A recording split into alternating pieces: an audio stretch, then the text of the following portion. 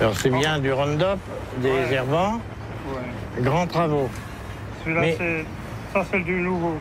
Mais je vois sur celui-là, il y a marqué biodégradable. Ça c'est l'ancien. Maintenant, il ne marque plus biodégradable. Donc ça ne doit plus être biodégradable, c'est le même produit. C'est parce qu'ils ne doivent plus avoir le droit de le marquer, ça ne doit pas être vraiment biodégradable. Fais gaffe qu'on n'en reçoive pas dans la figure. Quand même, non, je ne suis pas un assassin. Je suis sûr que ce soja Roundup Ready est mûr. On va pouvoir le récolter aujourd'hui. 11,5% d'humidité. C'est parfait pour la moisson. La première fois que j'ai entendu parler du soja Roundup Ready, c'était il y a 8 ans dans un magazine agricole. Ça avait l'air d'une innovation très intéressante. Le soja contient une protéine qui a été introduite dans la plante par manipulation génétique et qui la rend résistante au Roundup. Le Roundup est pulvérisé sur les plantes. Cela présente des avantages indiscutables. Si vous observez mon champ, il n'y a pas de mauvaises herbes. Utilisé selon le mode d'emploi, Roundup ne présente pas de risque particulier pour l'homme, les animaux domestiques et leur environnement. Marque déposée de Monsanto, fabriquée en Belgique. Si tu vois des escargots, t'en mets pas dessus, parce qu'ils seront immangeables. Alors attention aux fraisiers. J'encourage vraiment les agriculteurs européens à s'intéresser de plus près à la technologie Roundup Ready. C'est un très bon système pour l'environnement et à long terme. Essayez-le.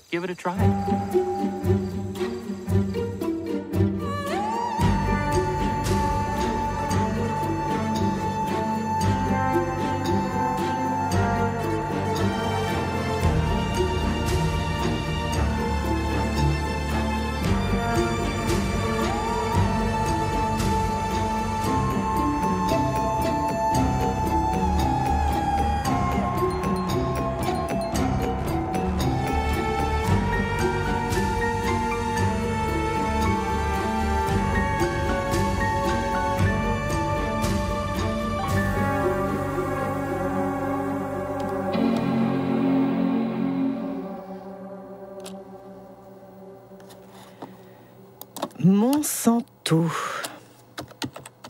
Ça fait 20 ans que je parcours le monde et partout j'ai entendu parler de cette multinationale américaine. À dire vrai, pas toujours en bien. J'ai voulu en savoir plus et j'ai navigué sur la toile pendant des mois en assemblant patiemment les pièces du puzzle. Sur son site internet, Monsanto se présente comme une compagnie agricole dont l'objectif est d'aider les paysans à produire des aliments plus sains tout en réduisant l'impact de l'agriculture sur l'environnement. Son produit phare, c'est le Roundup, l'herbicide le plus vendu au monde depuis 30 ans.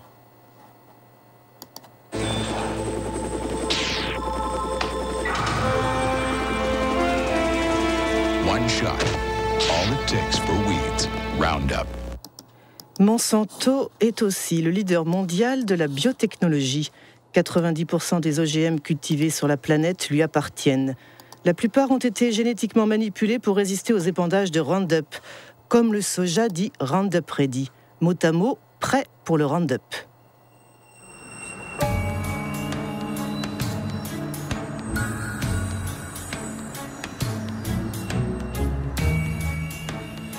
Les OGM de Monsanto ont envahi le monde, mais jamais une application agro-industrielle n'a suscité autant de passion et de polémiques. Pourquoi ? Quels sont les enjeux des OGM et le passé de la firme peut-il éclairer ce qu'elle est ou prétend être aujourd'hui ? Créée en 1901 à Saint-Louis dans l'État du Missouri, Monsanto ne fut pas toujours une compagnie agricole. Ce fut d'abord l'une des plus grandes compagnies chimiques du XXe siècle. Chemistry is working for you, and very likely Monsanto is working for you. Monsanto, where creative chemistry works wonders for you. Les merveilles vantées par la publicité ont fait de Monsanto l'une des entreprises les plus controversées de l'ère industrielle. Agent orange, aspartame, Hormones de croissance. PCB. Les PCB. Ces huiles chimiques, utilisées comme isolants dans les transformateurs électriques, furent le fleuron de la firme pendant près de 50 ans. Elles s'appelaient Arochlor aux États-Unis, Pyralène en France ou Kloppen en Allemagne, jusqu'à leur interdiction au début des années 1980. Monsanto PCB.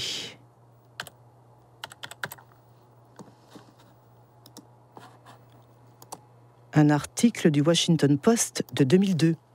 Monsanto a caché la pollution pendant des décennies. Ça s'est passé à Aniston, dans l'État de l'Alabama.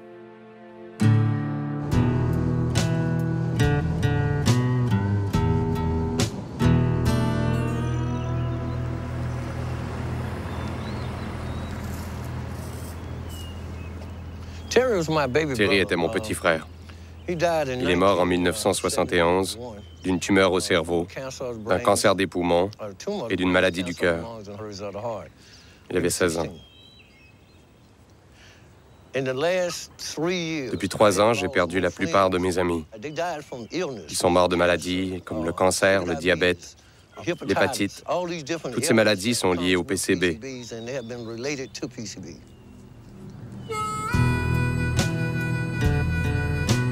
C'est la route de Monsanto.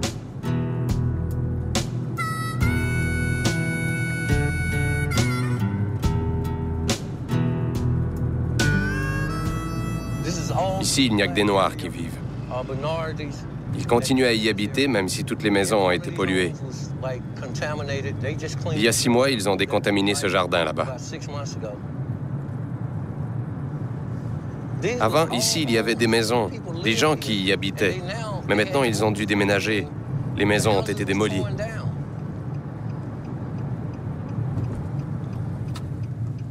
Ça, c'est la maison où mon frère est mort. C'est là que j'ai grandi.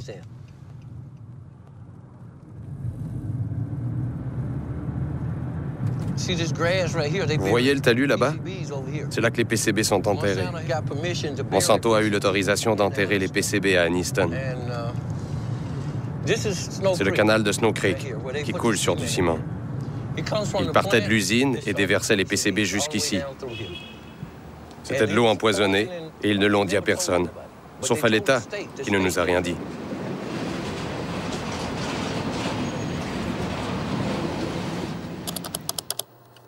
PCB, Monsanto savait. Mais savait quoi exactement?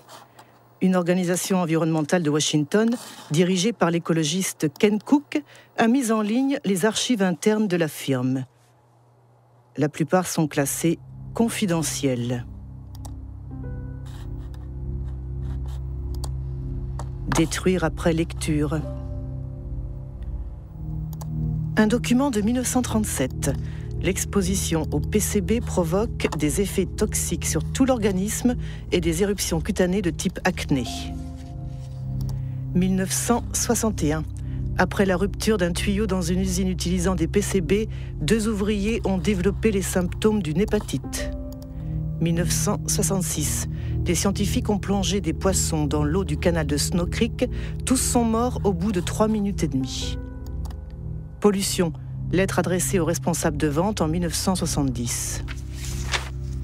Ce document résume toute l'histoire. On peut y lire « Nous ne pouvons pas nous permettre de perdre $1 de vente ». Ils ont caché le fait qu'ils empoisonnaient leurs voisins d'Aniston parce qu'ils ne voulaient pas perdre $1.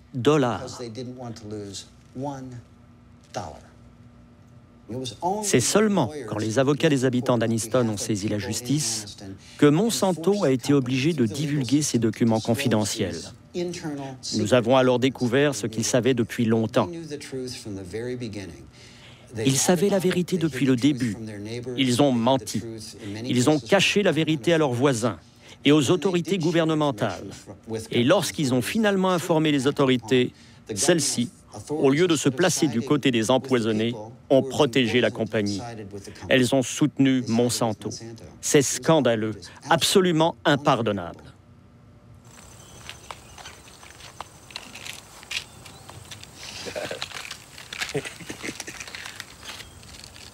C'est tous tes médicaments? Non, ce n'est pas tout. J'en ai d'autres là. C'est quoi ton taux de PCB? 63,8 dans le sang. Dans le sang. Si on faisait une biopsie de sa graisse, il serait en haut de l'échelle avec 3 ou 4 000 parts par milliard, ou plus. Quel est le niveau acceptable? C'est 2 parts par milliard. C'est le standard mondial. Mais nous en avons plus dans le sang et dans le corps que nulle part ailleurs dans le monde. Ici, c'est normal de parler de son taux de PCB? Nous en parlons tous ici parce que c'est notre quotidien. Qu'il arrive que les enfants viennent me voir et me disent « Monsieur Baker, on m'a fait des analyses, j'ai 3 parts par milliard. Combien de temps il me reste? » Cette histoire est absolument terrible. Mais qu'en pensent les scientifiques? Sur la toile, on trouve de nombreux articles concernant les effets des PCB sur la santé humaine. L'un des meilleurs spécialistes s'appelle David Carpenter. C'est lui qui a réalisé les tests pour les habitants d'Anniston. Nous avons tous des PCB dans nos corps. Les ours polaires et les pingouins ont des PCB. Par le passé, il n'y avait que quelques sites où l'on se débarrassait des PCB. Mais avec le temps, ils ont contaminé l'air et l'eau. Maintenant, toute la planète est contaminée par les PCB. Les PCB causent beaucoup de maladies. La plus connue est le cancer.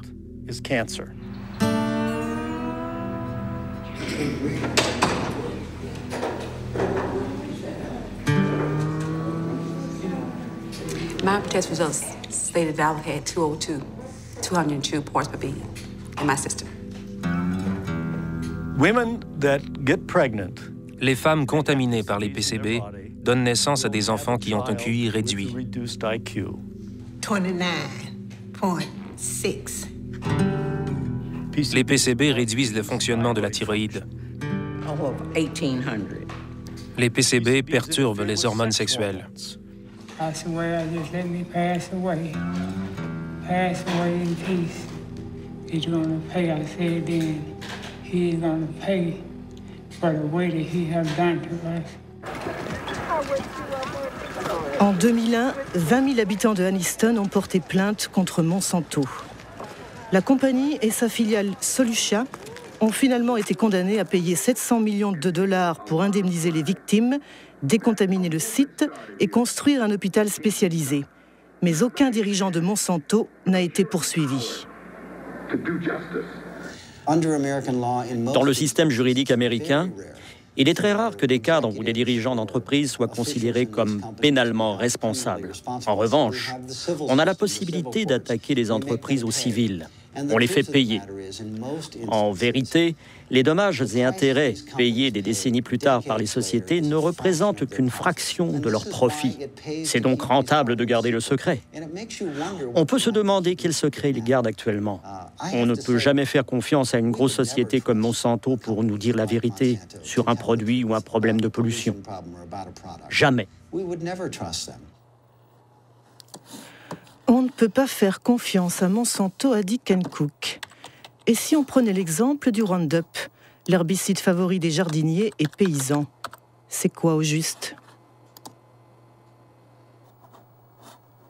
C'est le nom commercial donné par Monsanto au glyphosate, un herbicide dit non sélectif ou total parce qu'il détruit toutes les plantes. Mis sur le marché en 1974, il a connu un succès fulgurant parce que Monsanto a toujours affirmé qu'il était biodégradable et bon pour l'environnement. Voici Roundup, le premier désherbant biodégradable. Il détruit les mauvaises herbes de l'intérieur jusqu'aux racines et ne pollue ni la terre ni l'os de Rex. Roundup, le désherbant qui donne envie de désherber. Roundup biodégradable. Ken Cook a raison. La firme a été condamnée 2 fois pour publicité mensongère. La première, c'était à New York en 1996. Et la deuxième, en France, l'année dernière. Les juges ont considéré que les mentions biodégradables, laissent le sol propre et respectent l'environnement, étaient des messages publicitaires trompeurs. D'autant plus que selon les études effectuées par le groupe Monsanto lui-même, un niveau de dégradation biologique de 2% seulement peut être obtenu après 28 jours. Voilà pourquoi la mention biodégradable a récemment disparu des bidons. Mais ce n'est pas tout. De nombreuses études scientifiques montrent que le Roundup est hautement toxique. Un exemple ? Le Roundup provoque des dysfonctionnements de la division cellulaire. Une étude du professeur Robert Bellet.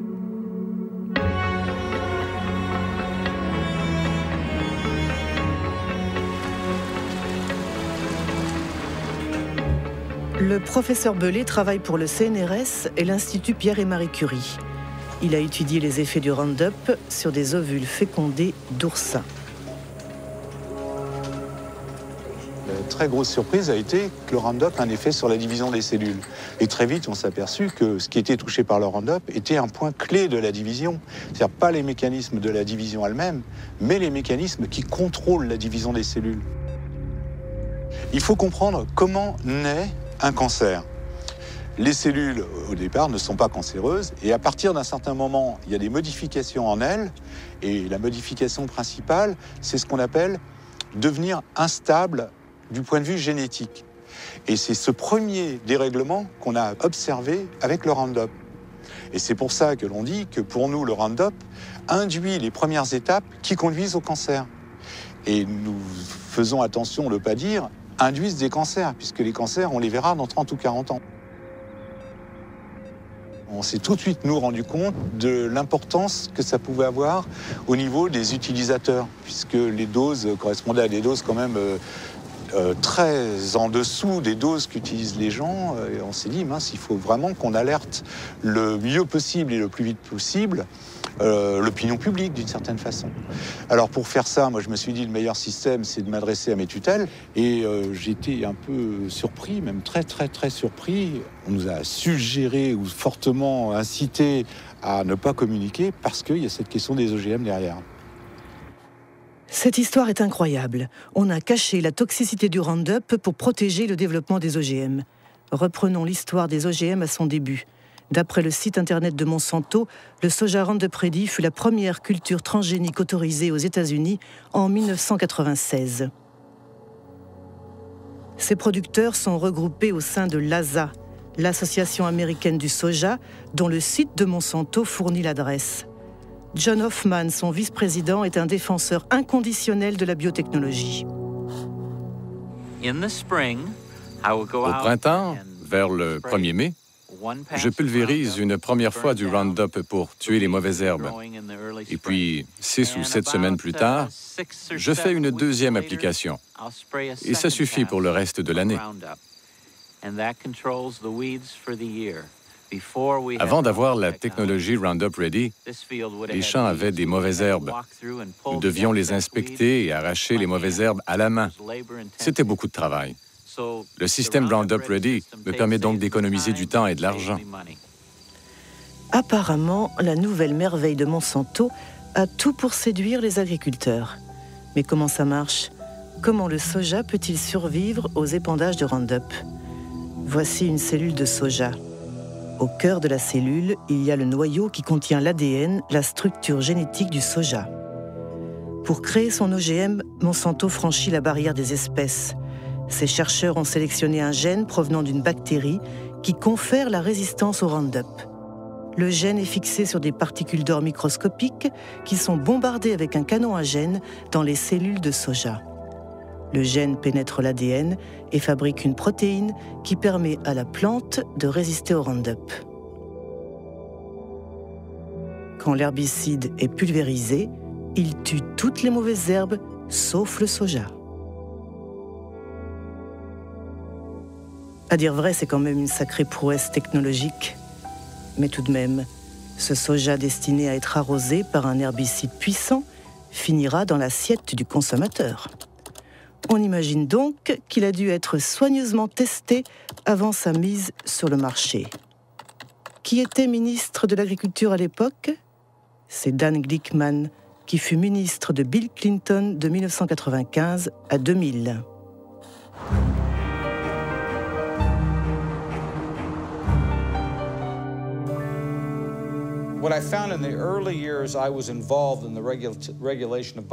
Au début de mon mandat, il y avait un consensus dans l'agroalimentaire et au sein du gouvernement des États-Unis. Si on ne marchait pas tête baissée en faveur du développement rapide de la biotechnologie et des cultures OGM, alors on était considéré comme anti-science et anti-progrès.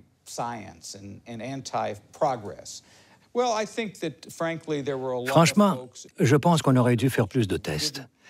Mais les entreprises agro-industrielles ne voulaient pas parce qu'elles avaient fait d'énormes investissements pour développer ces produits. Et en tant que responsable du service qui réglementait l'agriculture, j'ai subi beaucoup de pression pour, disons, ne pas être trop exigeant. La seule fois où j'ai osé en parler pendant le mandat de Clinton, je me suis fait taper sur les doigts, non seulement par l'industrie, mais aussi par les gens du gouvernement.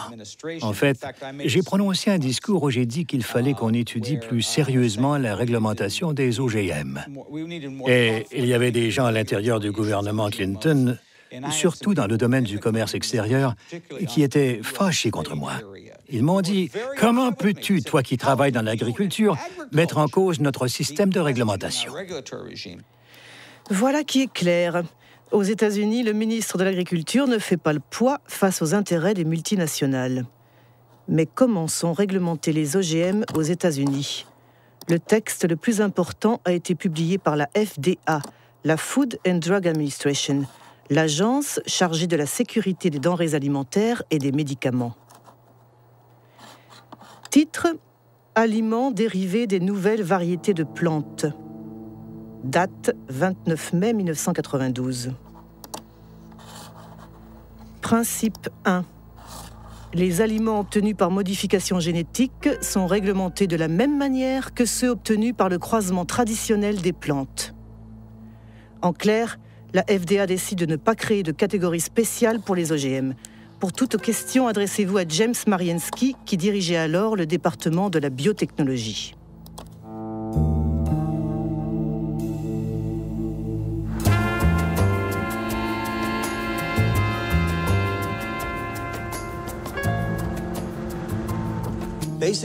En gros, le gouvernement a pris la décision de ne pas créer de nouvelles lois. Il pensait que les lois existantes pouvaient s'appliquer aux nouvelles technologies. Ça veut dire que la Maison-Blanche a demandé à l'agence d'écrire un texte où les OGM ne seraient pas soumis à une réglementation spécifique. Mais ce n'était pas basé sur des données scientifiques, c'était une décision politique. Oui, c'était une décision politique qui touchait beaucoup de domaines, pas seulement la nourriture. Elle s'appliquait à tous les produits de la biotechnologie. Quel aveu incroyable! James Mariensky reconnaît que la réglementation des OGM fut basée sur une décision politique et pas scientifique. Mais comment cette décision fut-elle argumentée? Principe 2. Les composants des aliments provenant d'une plante génétiquement modifiée seront les mêmes ou similaires en substance à ceux que l'on trouve communément dans les aliments. Autrement dit, la FDA considère a priori qu'une plante modifiée génétiquement est similaire à une plante conventionnelle. C'est ce qu'on appelle le principe d'équivalence en substance, qui a été repris partout dans le monde. Il est au cœur du débat qui oppose les anti-OGM aux pro-OGM. Comment la FDA a-t-elle pu décider qu'une plante OGM était similaire à une plante conventionnelle? Nous savons que les gènes qui sont introduits dans les plantes par la biotechnologie produisent des protéines très semblables à celles que nous avons consommées pendant des siècles. Ça, c'est la version officielle de la FDA. Elle est battue en brèche par Jeffrey Smith, auteur de plusieurs ouvrages sur les OGM. Michael Hansen, expert scientifique auprès de l'Union des consommateurs. L'essayiste Jeremy Rifkin, qui fut le premier à dénoncer le principe d'équivalence en substance. Si les OGM sont si bien implantés aujourd'hui, c'est à cause d'une tromperie de la FDA. Ils disent que ces aliments ne sont pas différents. Ils emploient l'expression équivalence en substance, ou pas considérablement différent, ce qu'ils traduisent par généralement reconnu comme sûr, GRAS en anglais. Normalement, pour que quelque chose soit considéré comme GRAS, il faut que cela s'appuie sur de nombreuses études et qu'il y ait un large consensus au sein de la communauté scientifique. Avec les OGM, il n'y a eu ni l'un ni l'autre. La FDA disait, si on introduit un gène dans une plante, ce gène est de l'ADN. Comme nous consommons de l'ADN depuis longtemps, nous pouvons donc conclure que cette plante est GRAS. Notre point de vue, c'était que les gènes devaient être considérés comme des additifs alimentaires. Actuellement, quand on veut ajouter dans un aliment une goutte microscopique d'un nouveau colorant, d'un conservateur ou d'un produit chimique, c'est considéré comme un additif alimentaire. Et donc, on doit faire toutes sortes de tests pour prouver qu'il y a une certitude raisonnable qu'il ne soit pas nuisible. En revanche, lorsqu'on manipule génétiquement une plante, ce qui peut engendrer d'innombrables différences dans l'aliment, on ne demande rien. À l'époque, à Washington, si vous fréquentiez les mêmes bars que les lobbyistes, vous les entendiez rire de tout ça. Tout le monde savait que c'était n'importe quoi, ce principe d'équivalence en substance. C'était simplement une façon pour ces sociétés, et surtout Monsanto, de mettre rapidement leurs produits sur le marché, avec le moins d'interférences gouvernementales possible. Et je dois dire qu'ils ont très bien su défendre leurs intérêts. Je me souviens de réunions où les scientifiques de Monsanto ont rencontré les scientifiques de la FDA. Ils parlaient des modifications que leurs travaux provoquaient, tout en demandant à la FDA « Comment allez-vous réglementer ces produits ?» Je n'ai jamais vu une société qui ait une influence aussi déterminante et à un niveau aussi élevé sur les autorités gouvernementales en charge de la réglementation que Monsanto avec ses OGM. Il existe une archive exceptionnelle où l'on voit George Bush, père, en visite dans les laboratoires de Monsanto. C'était 9 ans avant la mise sur le marché du soja Roundup Ready. What I'd like to do today is show you some of the steps we go through when we're moving genes from one organism into another. And you'll actually be doing the very little manipulations we do in the laboratory, where we take DNA, cut it apart, mix different pieces together, and then rejoin them, splice them back together. This tube contains DNA that was made from a bacterium. DNA would look the same whether it was from a plant. What are we saying here? Oh, I see.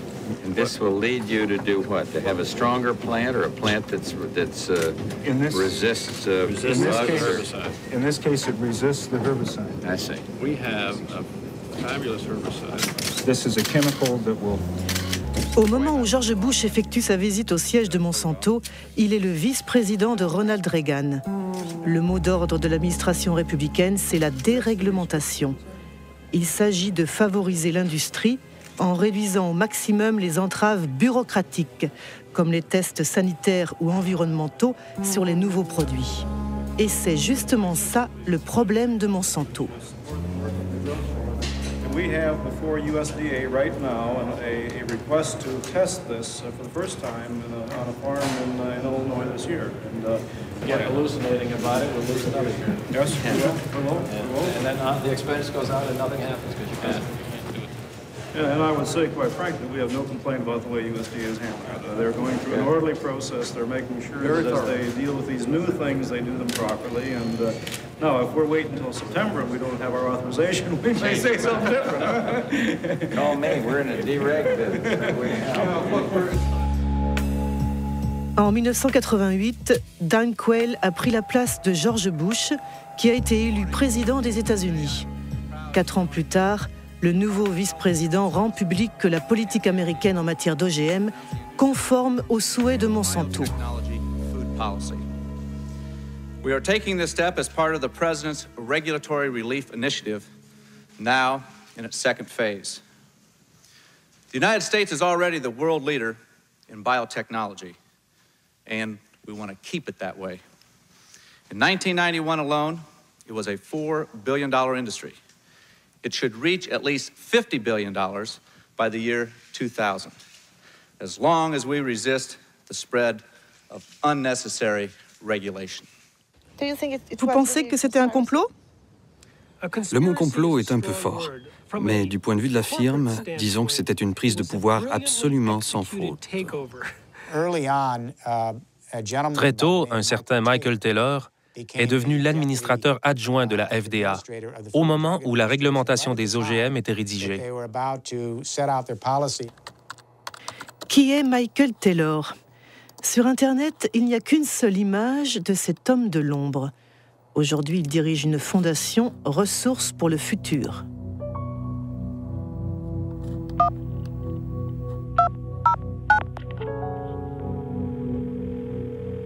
Hello, Marie-Monique speaking. Hello, it's Mike Taylor. My questions are about your role. I mean, when you were working at the FDA, before being hired by the FDA, you worked as an attorney for Monsanto during 7 years, didn't you?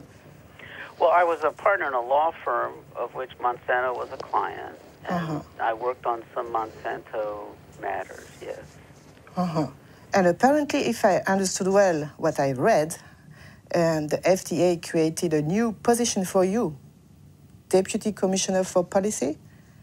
Well, because there was a special need at that time at the FDA because of the new GMOs?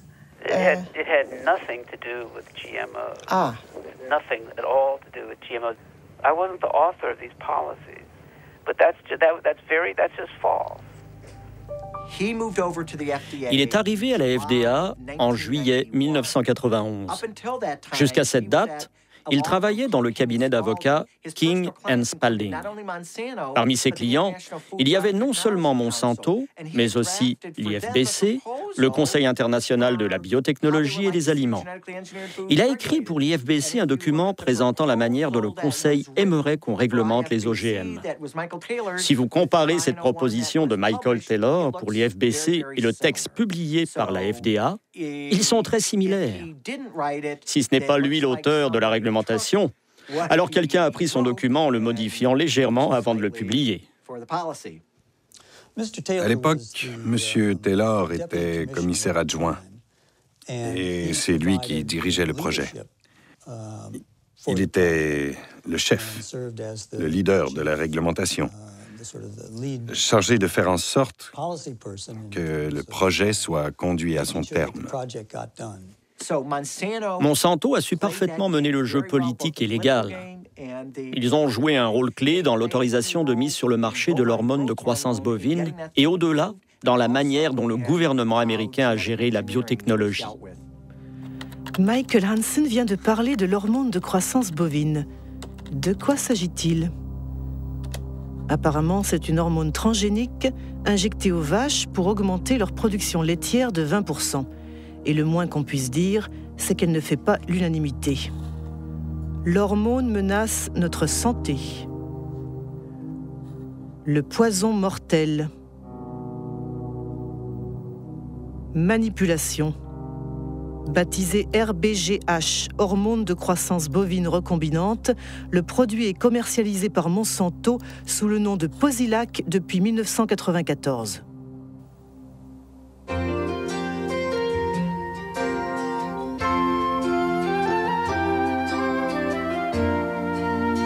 Posilac is the single most tested new product in history. You'll soon see the dramatic results Posilac can offer you. En 1985, Monsanto a déposé un dossier auprès de la FDA pour obtenir l'autorisation de mise sur le marché de Posilac. Les experts de l'agence ont analysé les essais réalisés par la firme sur des élevages expérimentaux. À la FDA, le vétérinaire en charge du dossier s'appelait Richard Burroughs. Dans une interview, il a déclaré que des officiels de l'agence ont supprimé et manipulé des données.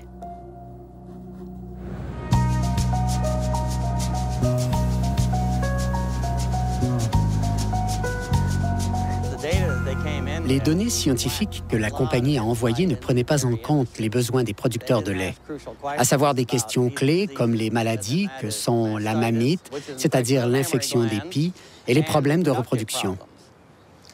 Alors quand j'ai vu que toutes ces données manquaient, j'ai dit « Hé les gars, vous devez récolter plus d'informations ».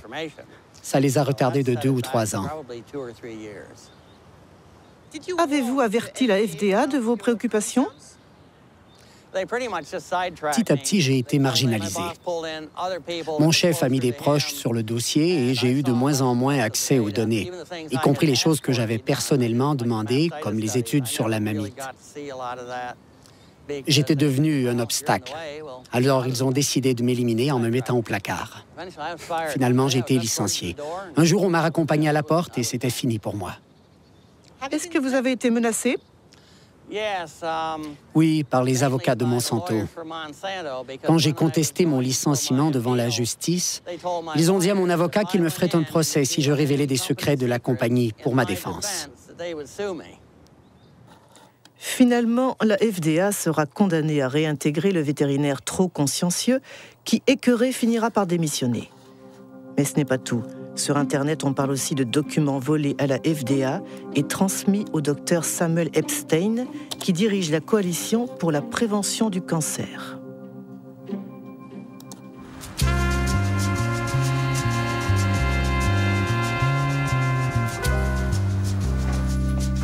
En 1990, le professeur Epstein a publié un article dans The Milkweed, un journal de référence spécialisé sur le lait que dirige le journaliste Pete Hardin. Un scoop basé sur des documents secrets que les deux hommes ont soigneusement épluchés. Un jour au bureau, j'ai trouvé une énorme boîte de documents envoyée de Washington par un expéditeur anonyme.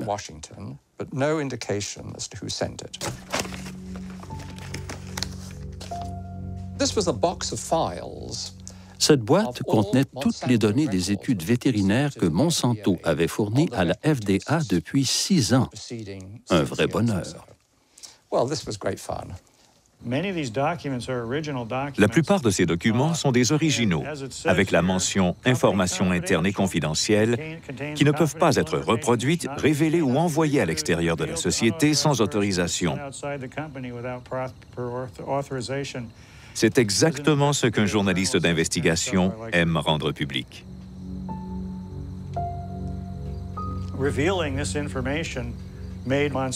La révélation de ces informations a fait enrager Monsanto et la FDA. Nous avons pu prouver que les changements physiologiques observés chez les animaux piqués avec l'hormone étaient dramatiques.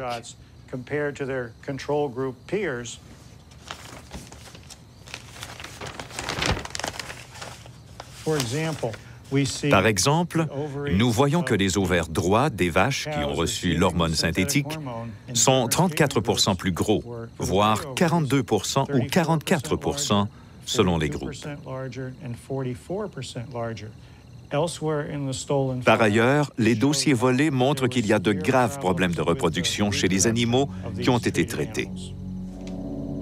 The data is conclusive. We provided the data, the raw data, and summary data is peer-reviewed data not done by us to support the submission. Every health authority who has looked at bovine somatotropin has found that it is completely safe for consumers. Pour Monsanto, non seulement l'hormone ne pose aucun problème, mais elle présente même des bénéfices pour le consommateur. Comme la composition chimique du lait n'est pas altérée par l'usage du Posilac, ses propriétés et son goût ne changent pas.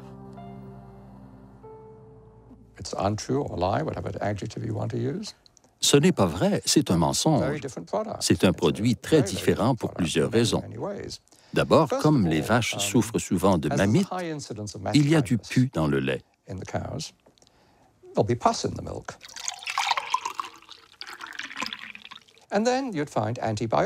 De plus, à cause du traitement des mammites, on trouve une grande quantité d'antibiotiques dans le lait.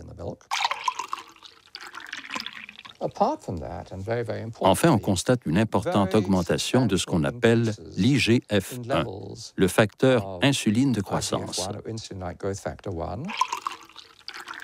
Depuis les années 1980, une soixantaine d'études ont montré qu'il y avait un lien direct entre un niveau élevé de IGF-1 et les cancers du sein, du côlon et de la prostate. Cette histoire est absolument sidérante. Y a-t-il d'autres pays qui ont autorisé la RBGH? Apparemment, l'hormone a été interdite en Europe et au Canada. Y compris au Canada? Pourtant, l'Agence Santé Canada a l'habitude de calquer ses décisions sur la FDA. RBGH, scandale à Santé Canada. Monsanto accusé de tentative de corruption. En octobre 1998, 3 scientifiques de Santé Canada ont témoigné devant une commission sénatoriale pour s'opposer à la mise sur le marché de l'hormone transgénique. L'affaire a été déclenchée par le docteur Shiv Chopra, qui est ce qu'on appelle en anglais un whistleblower, disons un lanceur d'alerte.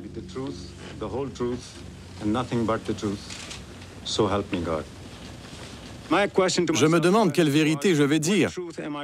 Celle que je connais ou celle que le ministère me dit de dire. Voilà mon conflit. Je vous demande à tous les trois, est-ce que certains d'entre vous ont été approchés par Monsanto? Dr. Hayden? J'ai assisté à une réunion en 1989-90. Des représentants de Monsanto m'avaient rencontré moi-même, le Dr. Drennan, mon chef de service, et le Dr. Messier également. La compagnie nous avait offert 1 à 2 millions de dollars. Je ne sais pas ce que c'est devenu par la suite, mais je sais que mon directeur avait dit après la réunion qu'il allait faire un rapport sur cet incident à ses supérieurs. Comment a réagi Monsanto? Monsanto n'a pas nié le fait qu'ils ont proposé 2 millions de dollars lors de cette réunion. Plus tard, ils ont dit que c'était une proposition pour faire plus de recherches au Canada sur les vaches canadiennes.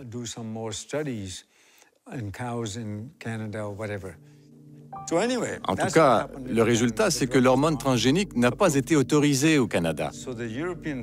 À la suite des révélations canadiennes, le Parlement européen l'a banni pour toujours.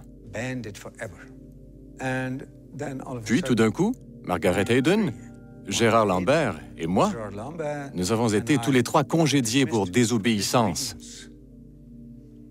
Vous avez été licencié? Oui, nous avons été licenciés et nous avons porté l'affaire en justice.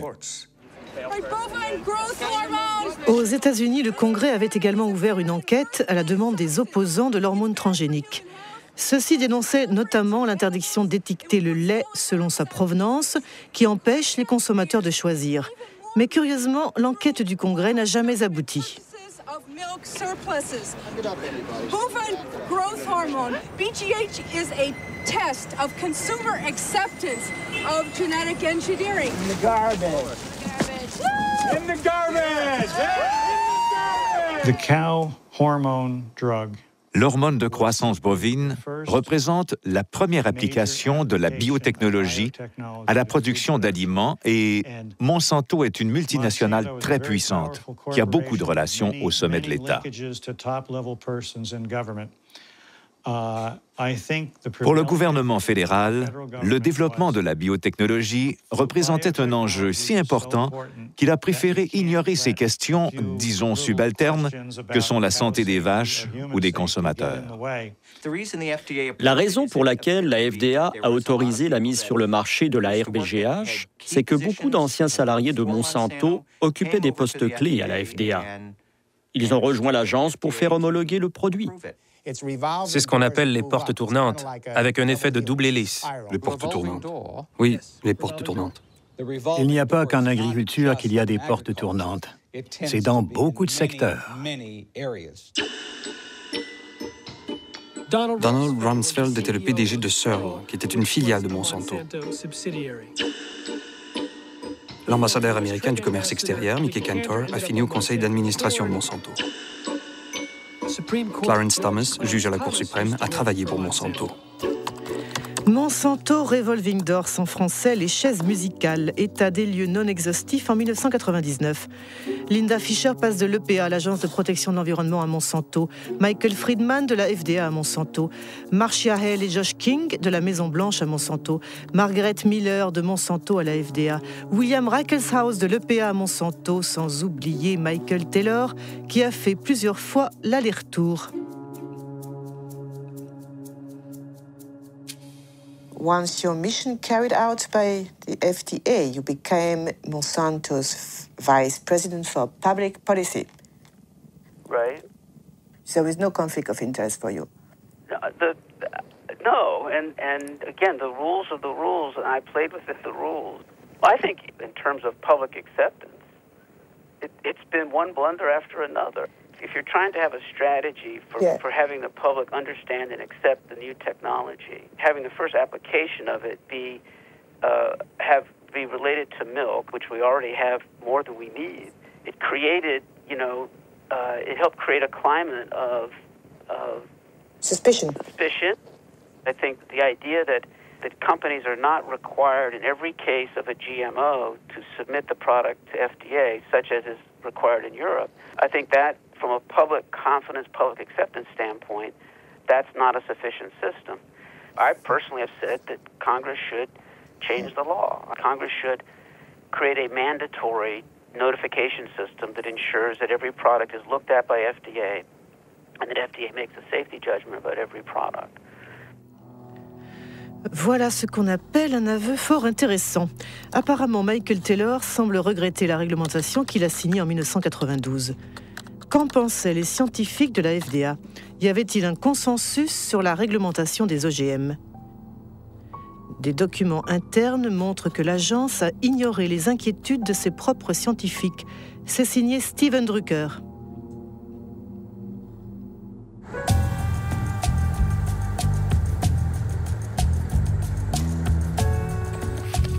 Steven Drucker est un avocat qui travaille pour une coalition d'organisations non gouvernementales. Il a porté plainte contre la FDA et obtenu la déclassification de ses archives sur les OGM. Nous avons reçu plus de 44 000 pages qui révèlent que la FDA ment à la planète depuis au moins 1992. Elle continue de mentir. Elle prétend que le principe d'équivalence en substance entre les OGM et les plantes conventionnelles est appuyé par un très large consensus au sein de la communauté scientifique et que de nombreuses données scientifiques le prouvent. Ces deux affirmations sont des mensonges flagrants. Par exemple, le docteur Lois Prebill, du département de la microbiologie de la FDA, a écrit « Il y a une différence énorme entre les effets inattendus que peuvent produire les plantes traditionnelles et les OGM. » Puis, il a ajouté que certains aspects de la manipulation génétique pourraient être plus dangereux. L'inquiétude exprimée par les experts de la FDA était si importante que le docteur Linda Call de la FDA, qui était chargé de suivre et de synthétiser leurs avis, a écrit un compte-rendu au coordinateur de la biotechnologie de la FDA, le docteur James Mariansky. Selon les documents internes de la FDA qui ont été rendus publics, il y avait beaucoup de scientifiques de la FDA qui n'étaient pas d'accord avec la réglementation proposée. Par exemple, j'ai ici un mémo que Linda Call vous a envoyé. Oui. Elle dit « Les processus de manipulation génétique et de croisement traditionnel sont différents. » Et de croisements traditionnels sont différents et selon les experts de l'agence, ils conduisent à des risques différents. C'est vrai que nous avions des opinions très divergentes au sein de l'agence. C'est ce que Linda Call résume dans son mémorandum. Mais quand nous avons fini d'écrire la réglementation, tous les scientifiques étaient d'accord. Bien sûr que la FDA s'était penchée sur l'usage de la manipulation génétique, mais elle n'avait aucune information qui indique que la technique elle-même puisse créer des produits qui soient différents en termes de qualité ou de sécurité. Avant que les scientifiques de la FDA fassent part de leurs inquiétudes, l'agence avait reçu un signal d'alerte très clair. En effet, le premier additif alimentaire manipulé génétiquement et mis sur le marché américain avait provoqué une grave épidémie. Vous souvenez-vous de ce qui s'est passé avec le L-tryptophane en 1989 ? Oui. C'était un acide aminé génétiquement manipulé. A priori, nous connaissons très bien les acides aminés. Il a tué des dizaines de personnes et rendu malades des centaines d'autres. Il a provoqué l'épidémie d'une maladie inconnue appelée EMS. C'est vrai. Combien de gens sont morts ? Oui, mais nous avons beaucoup... 37 et plus de 1000 handicapés, vous souvenez-vous ? Je m'en souviens. Selon un document de la FDA, vous avez dit « Nous ne savons pas quelle est la cause de l'EMS, mais nous ne pouvons pas éliminer l'hypothèse qu'elle soit due à la manipulation génétique ». Est-ce que vous avez dit ce que j'ai lu ? Oui. Incroyable. James Mariensky n'excluait pas que la manipulation génétique puisse entraîner des effets inattendus, mais il n'a pas bougé le petit doigt. Y a-t-il des scientifiques indépendants qui ont travaillé sur cette question capitale pour les consommateurs ? Arpat Pusztai, un scientifique de renom, perd son travail après avoir exprimé ses inquiétudes sur les OGM.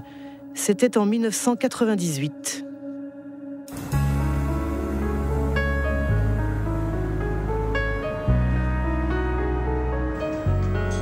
Arpat Pusztai travaillait pour l'Institut Rowlett en Écosse et il avait dirigé une étude sur des pommes de terre transgéniques à la demande du ministère de l'Agriculture. Un budget de plus de 2 millions d'euros qui avait mobilisé 30 chercheurs pendant 2 ans pour préparer l'arrivée des OGM en Grande-Bretagne. Nous étions tous enthousiastes. J'étais enthousiaste. Le ministère pensait que si nous faisions cette étude en examinant tous les aspects, cela constituerait un soutien en faveur des OGM. Au moment de lancer les produits sur le marché, il pourrait dire que le meilleur laboratoire européen de nutrition avait trouvé qu'il n'y avait pas de problème. Arpat Pusztai est spécialiste des lectines. Ce sont des protéines qui ont une fonction insecticide et protègent les plantes contre les pucerons. Les scientifiques du Rowlett Institute ont créé des pommes de terre résistantes aux pucerons dans lesquelles ils ont introduit un gène provenant d'un perce-neige qui fabrique la fameuse lectine. Auparavant, ils avaient vérifié qu'à l'état naturel, les lectines ne sont pas dangereuses pour la santé. Les pommes de terre transgéniques ont été testées sur des rats.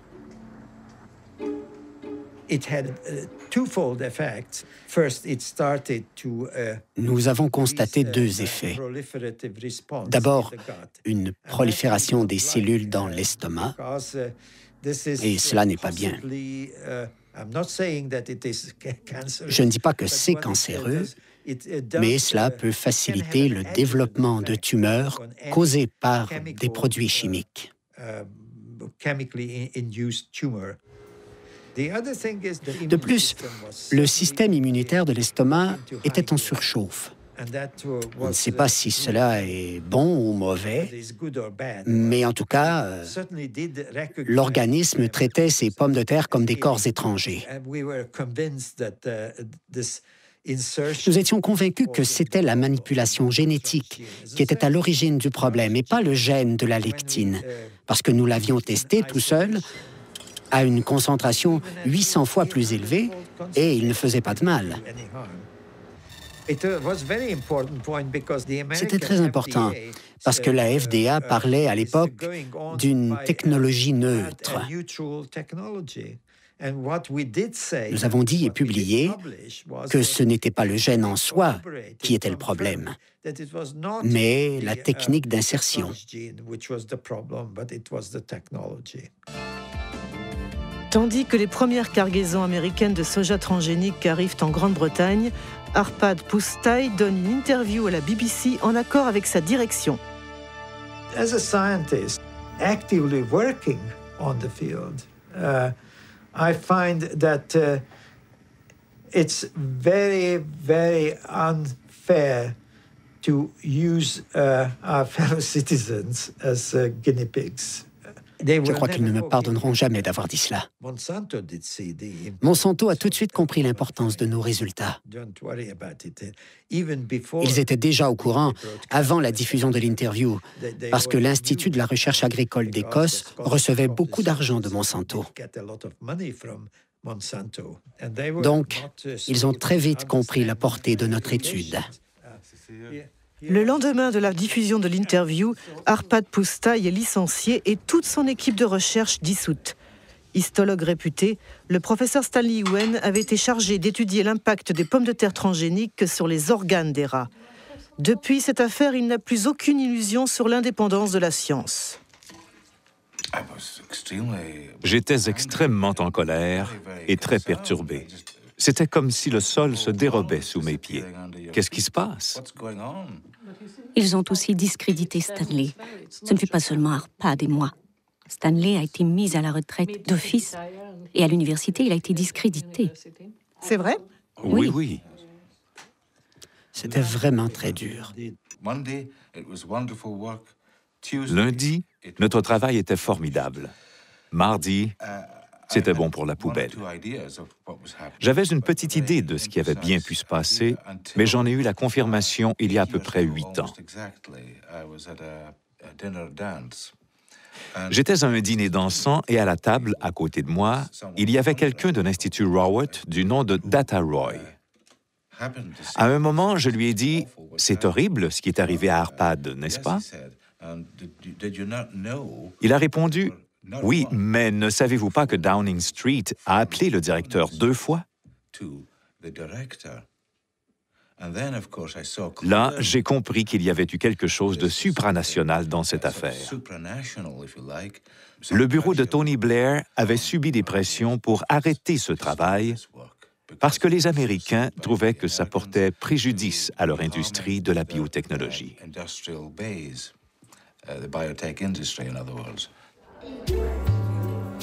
L'affaire d'Arpad Pusztai a entraîné un rejet massif des OGM en Grande-Bretagne, soutenu par Greenpeace. Au point qu'un an plus tard, Robert Shapiro, le PDG de Monsanto, a accepté de participer à une téléconférence organisée par l'association écologiste. C'est finalement la seule archive filmée qui existe de l'ancien PDG, qui avait fait basculer la compagnie dans l'ère de la biotechnologie en lançant un nouveau mot d'ordre, nourriture, santé et espoir. Monsanto made huge efforts to push its products in every direction with the full support of multinational food manufacturers, retailers, communications firms, regulators, even governments. You behave not as a company offering life and hope, but as bullies, trying to force your products on us. If I'm a bully, I don't feel that I'm a very successful bully. I want to start by emphasizing that biotechnology is a tool.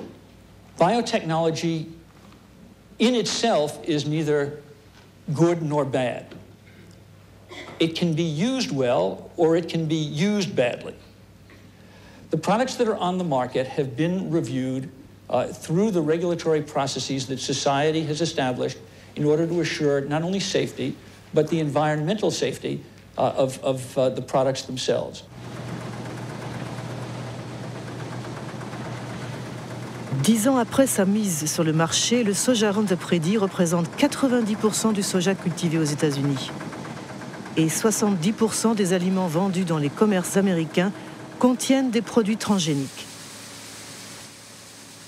À la différence de l'Europe, les consommateurs ne peuvent pas choisir car l'étiquetage des OGM est interdit. Une conséquence directe du principe d'équivalence en substance. J'ai un grain de soja dans la main et je peux le manger en toute sécurité. Je pense que la FDA est confiante que ce soja présente la même sécurité alimentaire que les autres variétés. Comment l'agence peut-elle en être sûre? C'est basé sur les données que la compagnie a fournies à la FDA et qui ont été évaluées par les scientifiques de l'agence.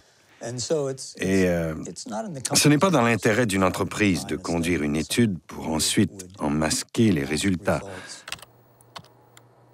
Comment James Mariinsky peut-il être aussi affirmatif?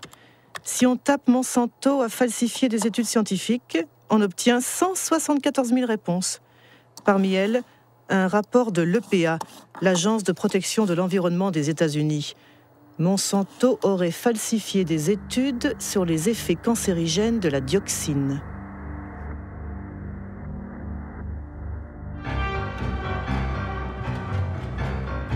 L'histoire commence à Nitro, dans une usine de Monsanto qui fabrique un herbicide puissant appelé 2,4,5-T. En 1949, une explosion a provoqué des effets inattendus. 228 ouvriers ont développé une maladie très défigurante, la chloracné. L'origine, c'est la dioxine, un sous-produit hautement toxique que contient le 2,4,5-T.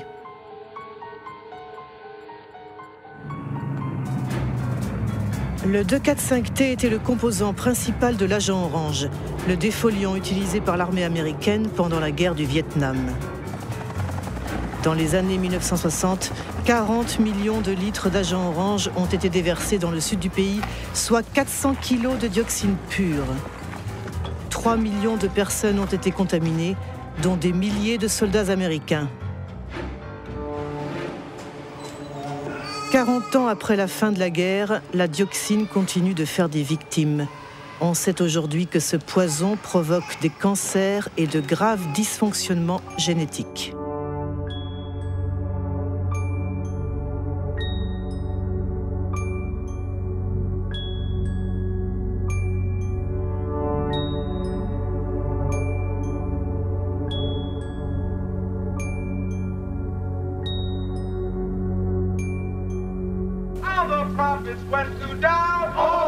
En 1978, alors que les vétérans américains portaient plainte contre les fabricants de l'agent orange pour obtenir des réparations, Monsanto a sponsorisé des études sur les effets à long terme de la dioxine.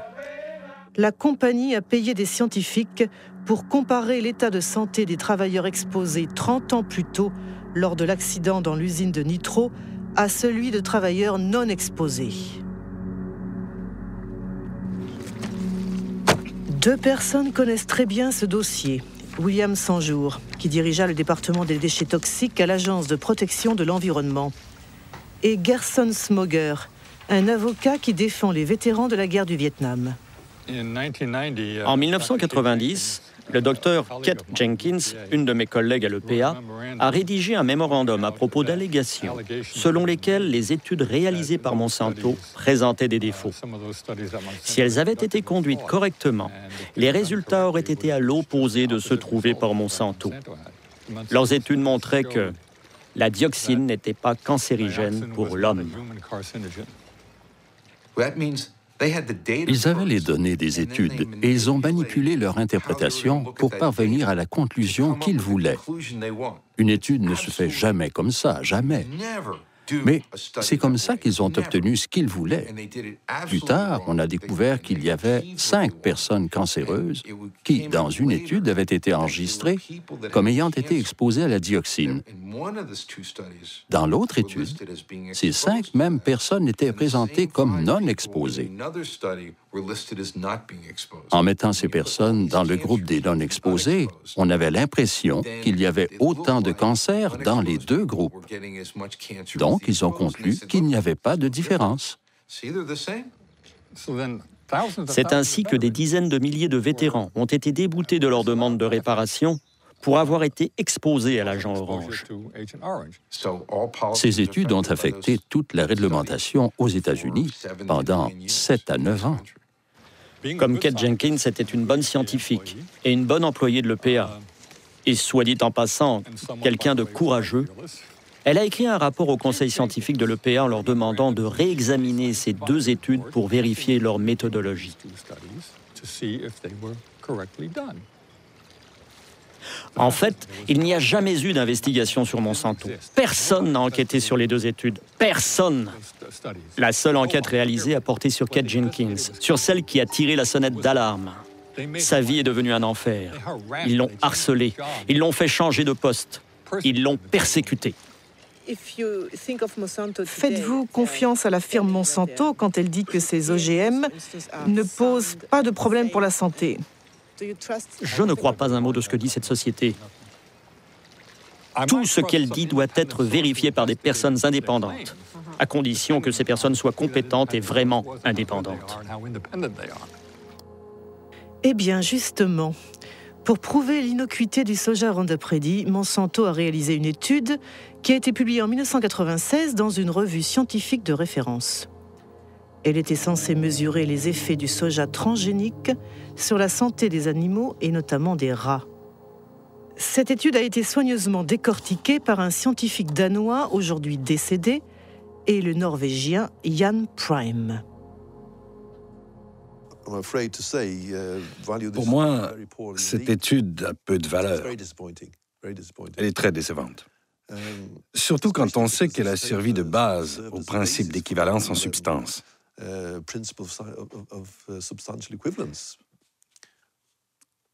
Il y a des choses surprenantes. Par exemple, cette phrase. Les études sur l'alimentation des animaux fournissent une assurance partielle qu'il n'y a pas de changement majeur. Comment ça, partiel? Ça ne suffit pas. Je veux 100% d'assurance. Par exemple, à la page 723, on peut lire « À part leur aspect plus marron, les foies avaient l'air normal lors de l'autopsie. » Comment peut-on dire cela sans regarder à l'intérieur du foie, ni faire des coupes avec un microscope pour voir s'il n'y a pas de différence?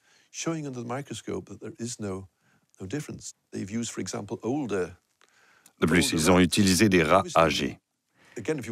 Si on veut camoufler les problèmes, il n'y a rien de mieux que de prendre des animaux adultes, car ce sont les jeunes qui permettent de montrer si une modification s'est produite.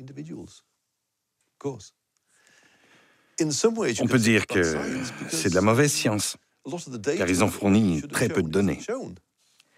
Avez-vous essayé d'obtenir les données brutes de l'étude sur les rats? Pas moi, mais un collègue. Ça a été très long et très frustrant, car il a fallu qu'il passe de bureau en bureau, et finalement, la réponse a été négative. S'il n'y avait rien à cacher, ça ne devrait pas être un problème. Les données devraient être à la disposition de tout le monde pour que l'on puisse travailler dessus. Mais quand on voit qu'ils dissimulent les données, on devient suspicieux, car on se demande pourquoi ils les cachent comme ça.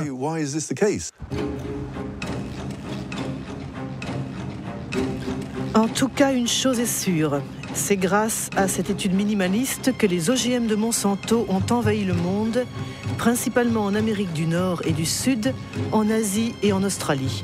En 10 ans, les cultures transgéniques se sont étendues sur plus de 100 millions d'hectares. 70% sont résistantes au Roundup et 30% ont été manipulés génétiquement pour fabriquer un insecticide appelé BT.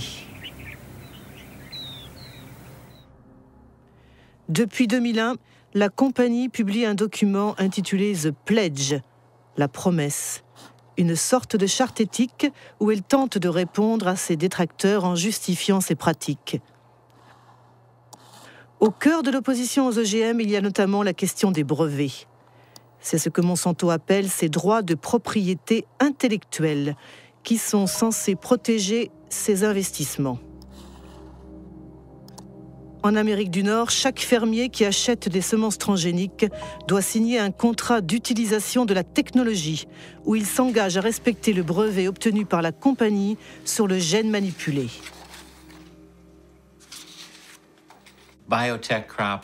Les OGM sont protégés par la loi américaine sur les brevets. C'est pourquoi je n'ai pas le droit de garder des graines pour les replanter l'année suivante. C'est une protection pour Monsanto et les sociétés de la biotechnologie, parce qu'elles ont investi des millions et des millions de dollars pour créer cette nouvelle technologie. Mais comment la firme Monsanto peut-elle savoir que quelqu'un a ressemé ses graines ?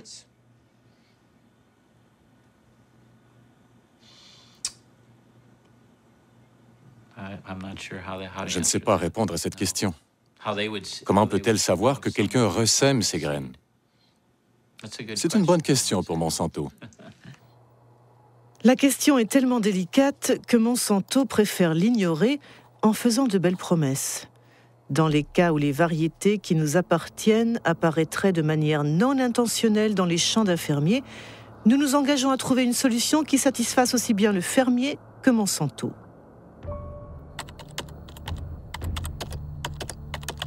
La réalité semble beaucoup moins idyllique. Le Centre pour la sécurité alimentaire de Washington a publié une étude sur les paysans poursuivis par Monsanto pour non-respect du brevet sur les semences. Il a recensé au moins une centaine de procès et de nombreuses faillites.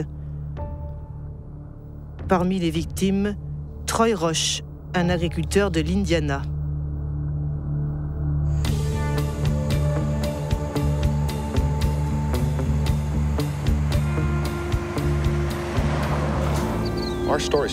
Notre histoire a commencé en 1999.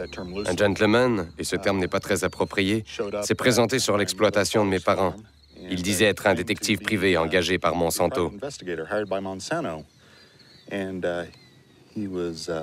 Il faisait une enquête sur les agriculteurs suspectés d'avoir gardé une partie de leurs semences. Il nous a demandé directement si c'était notre cas.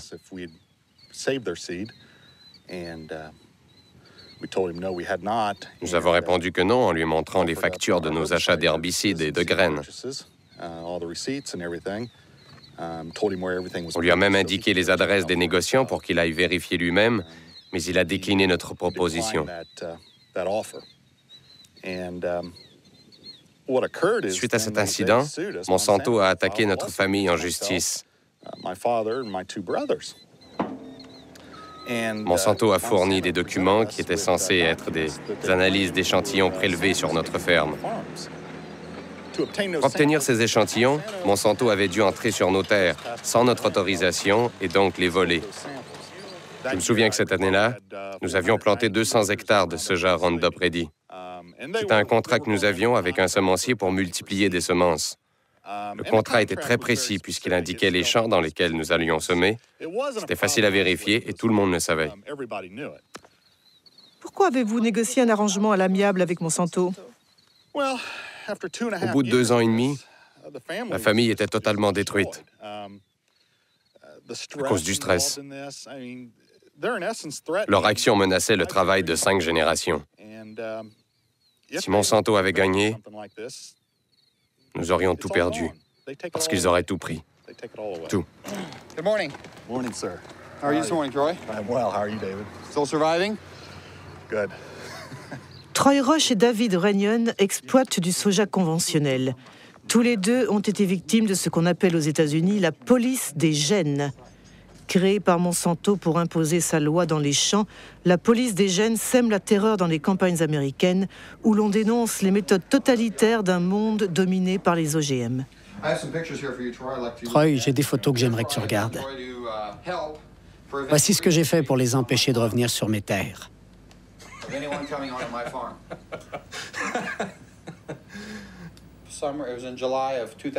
C'était au mois de juillet 2003. Ils sont arrivés chez moi vers 19h. Qui est venu? Les employés de Monsanto. Ils m'ont montré leur carte de visite et ils m'ont posé quelques questions sur mes cultures de soja, de maïs et où je vendais ma récolte. J'ai dit OK, c'est la fin de la conversation. Les brevets ont tout changé. Ils ont détruit la confiance qui existait entre voisins. Personnellement, il n'y a que 2 agriculteurs à qui je parle, avec qui je suis proche. Les agriculteurs ont vraiment peur? Bien sûr qu'ils ont peur. C'est impossible de se défendre contre cette firme. Ils ont créé une industrie dont le seul objectif est de détruire la vie des agriculteurs.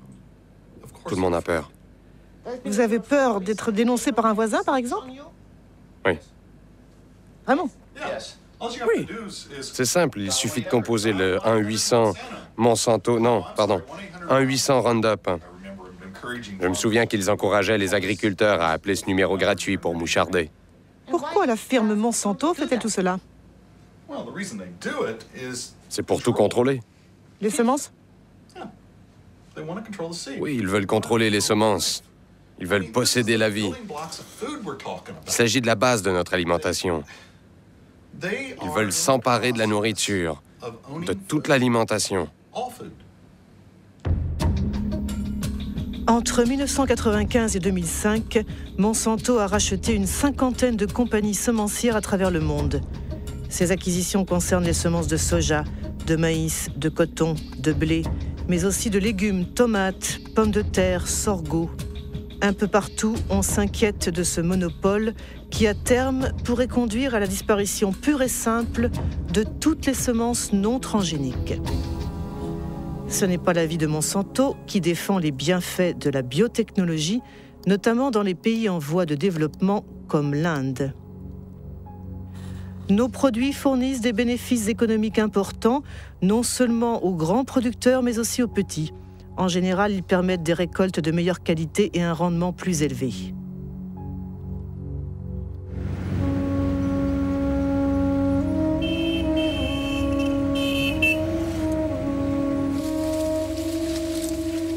L'Inde est le 3e producteur mondial de coton. En 1999, Monsanto a racheté Maïko, la première compagnie semencière du pays. 2 ans plus tard, le gouvernement indien autorisait les cultures BT, appelées Bollgard, qui ont été manipulées pour fabriquer un insecticide censé repousser les attaques du ver américain, un parasite du coton.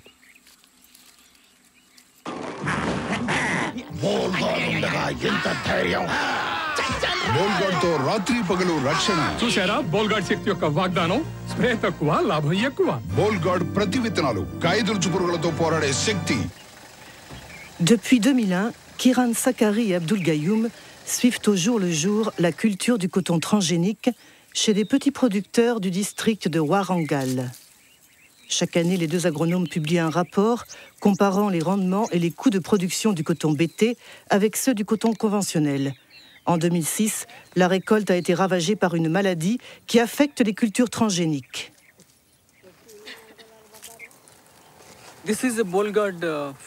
Les plants de ce champ de coton Bollgard sont infectés par ce qu'on appelle la rhizoctonia. À l'inverse d'une plante saine, l'intérieur de la tige est filandreux. C'est typique de cette maladie. Tous les agriculteurs disent qu'ils n'ont jamais vu ça. Dans l'étude que nous avions conduite en 2001, nous avions observé la maladie uniquement dans quelques plants de coton BT. Mais avec le temps, elle s'est répandue. Et maintenant, on la constate non seulement dans les champs de coton BT, mais aussi dans les champs non transgéniques. Personnellement, je pense qu'il y a une mauvaise interaction entre la plante manipulée et le gène qui a été introduit. Cela a provoqué une faiblesse dans la plante qui ne résiste plus à la rhizoctonia. Sur le site Internet de Maïko Monsanto, j'ai lu que le coton BT est censé réduire de 78% la consommation de pesticides et d'augmenter le rendement de 30%. Mais c'est un bide total. Invariablement, au bout de 70 à 90 jours, il faut traiter les plantes contre le ver américain, même sur le coton BT. Mais comment expliquez-vous qu'autant de paysans aient acheté des semences BT ?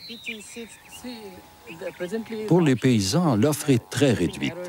Lors de la dernière saison, il était très difficile de trouver des semences non BT sur le marché.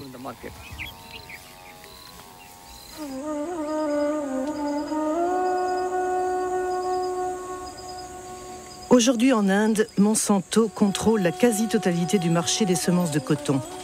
Une manière d'imposer ces semences transgéniques vendues 4 fois plus cher que les semences conventionnelles.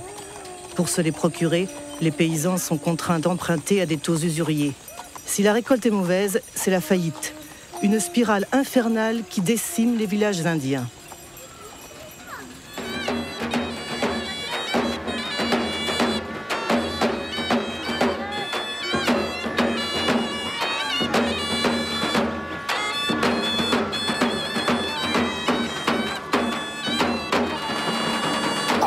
जी आपल्या इथं आत्महत्या झाली ती कशामुळे झाली BT cotton अजून काय कारण होतं कर्जबाजारी वय काय होतं 25 हा ही कंझ्युम्ड पेस्टिसाइड 1 litre pesticide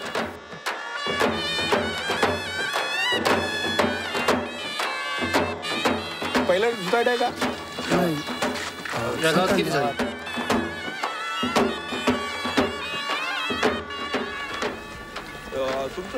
Des drames comme celui que nous venons de voir se produisent 3 fois par jour dans la région de Vidarbha, où le coton BT a été introduit en 2005. Certes, le suicide des producteurs de coton n'est pas un phénomène nouveau en Inde, mais avec les OGM, il s'est considérablement accentué. Mais rares sont ceux qui osent dénoncer publiquement ce scandale international qui oppose le pot de terre au pot de fer.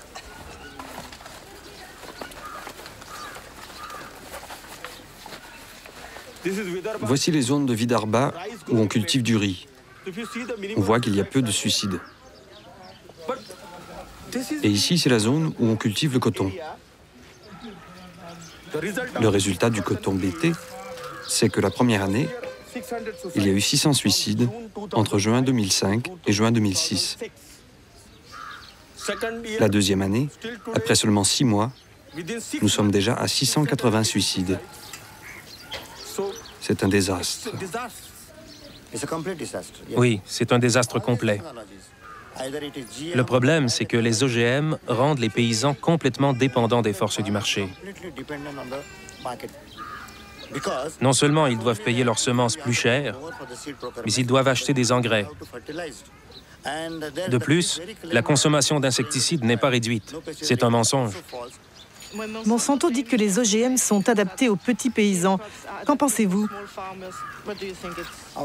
Notre expérience prouve que c'est complètement faux.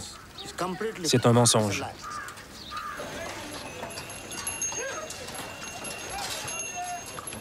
En ce jour de décembre 2006, la révolte gronde sur le plus grand marché cotonnier de l'État du Maharashtra.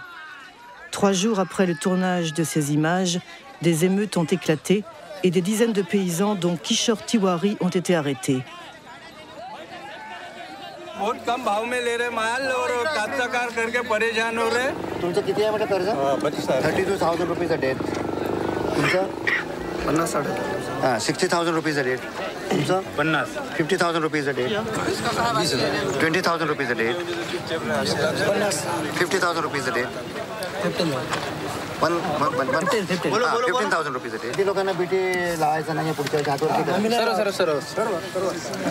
They don't want to go for the BT.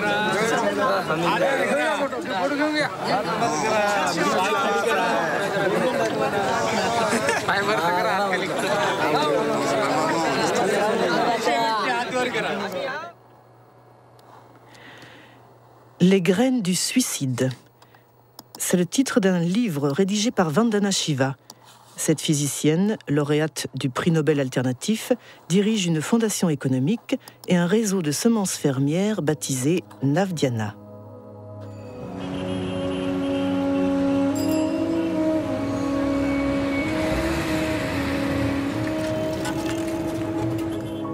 Vandana Shiva s'est d'abord battue contre la première révolution verte, celle des années 1960 qui a introduit l'agriculture industrielle en Inde.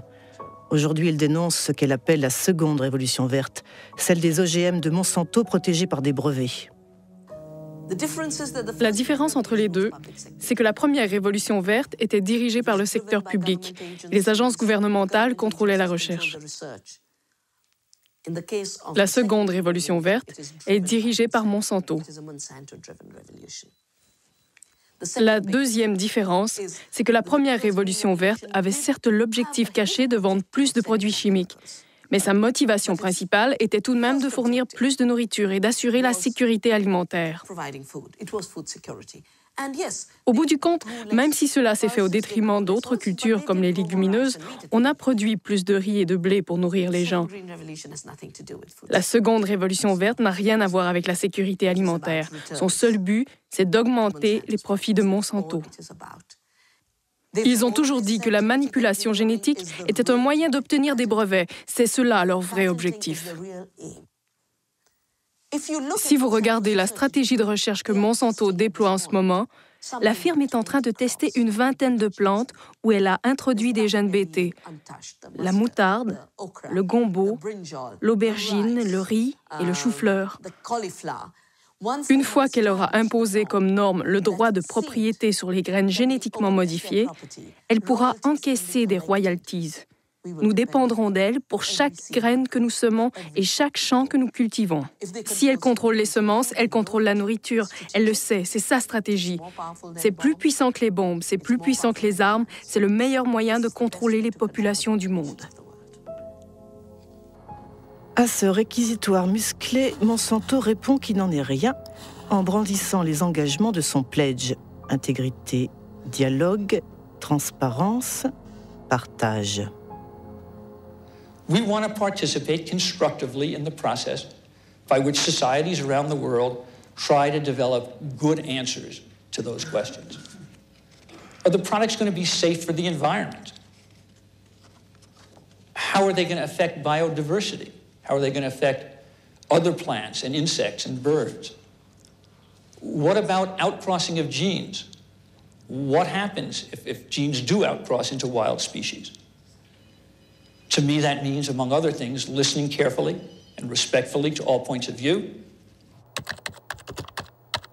Avec l'air de rien, Robert Shapiro vient de parler d'un sujet très délicat qui inquiète vivement tous les opposants aux OGM, la contamination transgénique.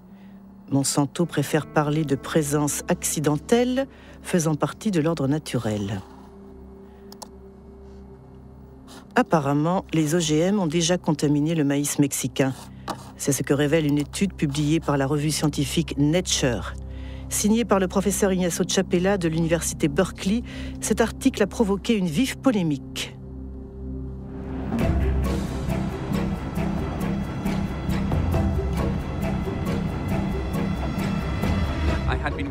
J'ai travaillé pendant 15 ans avec des communautés indiennes d'Oaxaca, au Mexique, pour leur apprendre à analyser leur environnement eux-mêmes. L'un de mes étudiants est parti pour les entraîner à détecter les OGM. Nous avions apporté une boîte de conserve de maïs américain qui allait nous servir de contrôle positif, parce que nous savions que ce maïs était transgénique. Nous avions besoin d'un contrôle négatif, et nous nous sommes dit que pour cela, le maïs mexicain était parfait, parce que c'est le maïs le plus pur et le mieux préservé du monde. Quand nous avons analysé nos échantillons, nous avons été très surpris de découvrir que le maïs qu'on croyait sans OGM contenait déjà de l'ADN transgénique. C'était vraiment une très grande surprise de constater que les variétés traditionnelles de maïs préservées et entretenues localement depuis 10 000 ans avaient déjà été contaminées par des OGM venus des États-Unis.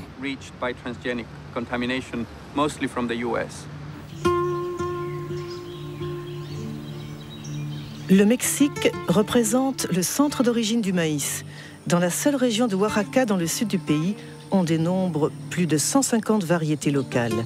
Cette grande biodiversité est un trésor universel qui abrite le réservoir génétique du maïs, entretenu par des millions de paysans mexicains. Ce maïs, c'est pour la famille? Oui, rien que pour la famille. On fait des tortillas. Celui-là a une belle taille, alors je vais le garder comme semence pour l'année suivante. Vous n'achetez jamais de semences à l'extérieur? Non. C'est un échange? Oui, c'est le troc de l'Antiquité.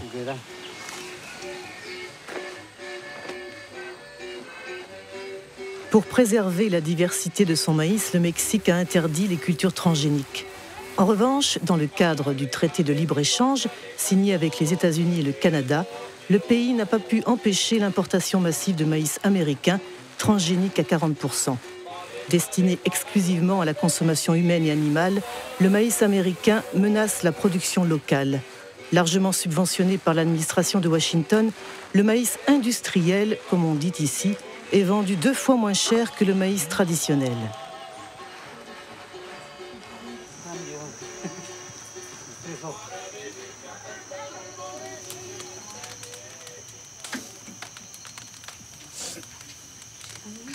Vous faites toujours les tortillas avec du maïs local? Oui. Il est naturel et donne plus de rendement. Et puis, il est plus nourrissant, car il vient d'une terre pure.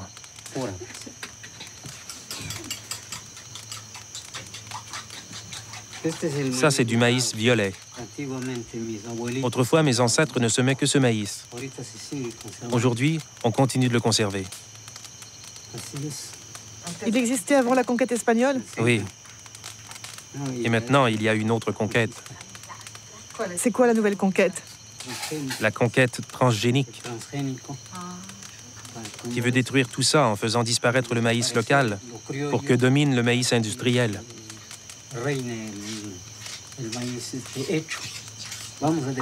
Si c'est le cas, nous dépendrons des multinationales. Nous serons obligés d'acheter les engrais et les insecticides qu'elles vendent.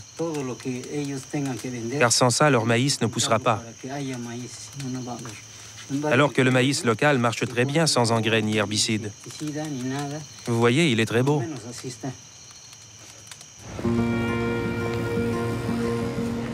L'article d'Ignacio Chapela dans Nature a provoqué une vive émotion au Mexique. Depuis, l'Institut national de l'écologie a confirmé la contamination du maïs mexicain. Les gènes Roundup Ready et BT ont été retrouvés dans des maïs prélevés dans 5 régions du pays. Que se passera-t-il si le maïs transgénique se croise avec les variétés traditionnelles? Le docteur Elena Alvarez a mené une expérience avec une fleur locale. Elle a inséré le même gène dans plusieurs spécimens de la plante, puis a observé leur croissance. Nous avons constaté que 2 plantes strictement identiques du point de vue génétique, c'est-à-dire qu'elles ont le même génome, les mêmes chromosomes et le même transgène, la seule différence étant que le transgène est situé à des endroits différents, eh bien, une fois qu'elles ont poussé, ces plantes peuvent présenter un phénotype, c'est-à-dire des formes florales très différentes.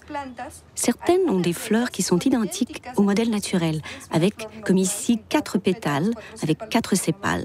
Mais d'autres ont des fleurs aberrantes, avec des poils anormaux ou des pétales bizarres. Et certaines sont carrément monstrueuses. La seule différence entre toutes ces plantes, c'est la localisation du transgène qui s'est inséré complètement à l'aveugle. Pourquoi est-ce préoccupant? Au Mexique, une fois que les semences transgéniques seront libérées dans l'environnement, il est fort probable que les transgènes s'insèrent dans le génome des variétés locales mexicaines. C'est un phénomène qu'on ne peut pas éviter, car les plantes de maïs se croisent naturellement par le pollen que transporte le vent. On peut donc craindre que le fond génétique du maïs traditionnel soit affecté de manière totalement incontrôlée.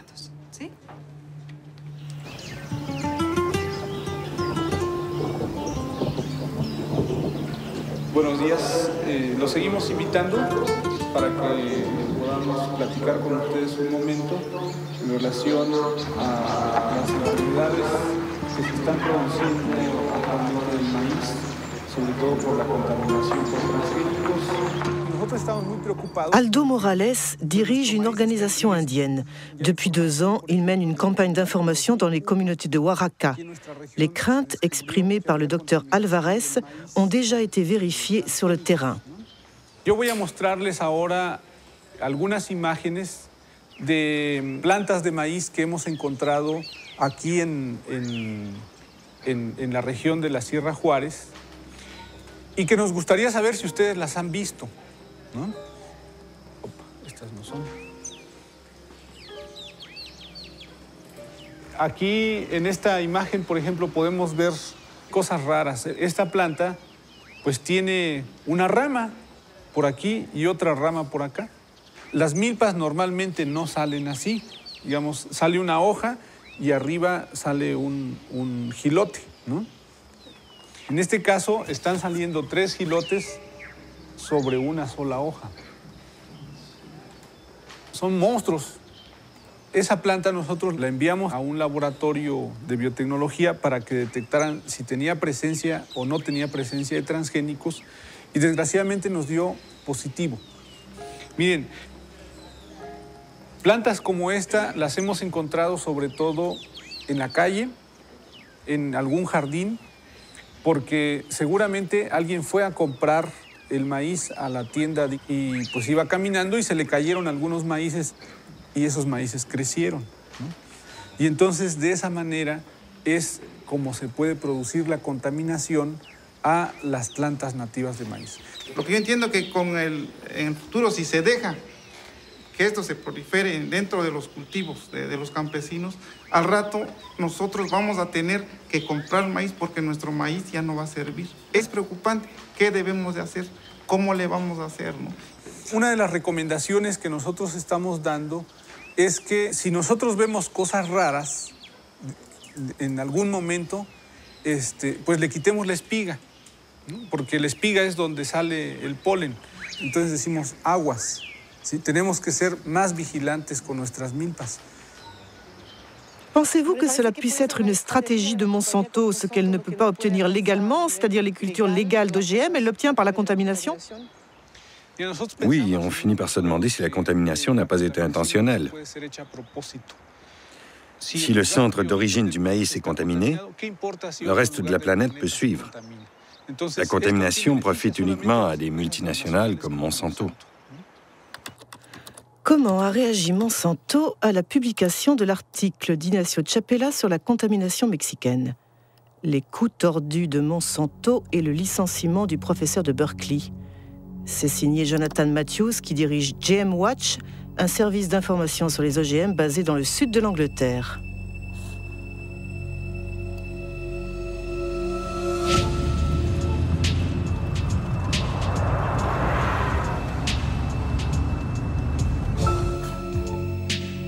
D'après Jonathan Matthews, Ignacio Chapela a été victime d'une campagne lancée sur AgBioWorld, un site pro-OGM.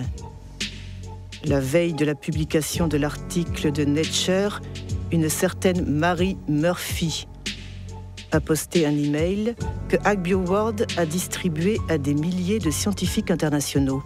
Elle écrit « Les activistes vont certainement faire courir le bruit que le maïs mexicain a été contaminé par des gènes de maïs OGM. » Dès le lendemain, une certaine Andura Schmetacek poste un deuxième email.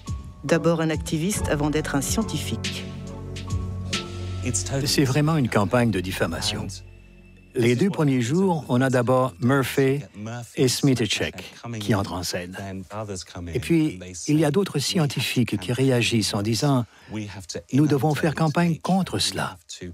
Nous devons inonder Nature d'emails en disant que cette étude n'est pas sérieuse. » J'ai passé beaucoup de temps à chercher qui étaient Smitacek et Murphy.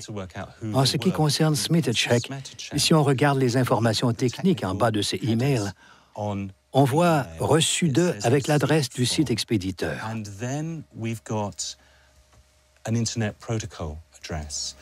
Il suffit de la copier et de vérifier sur un annuaire des sites Internet.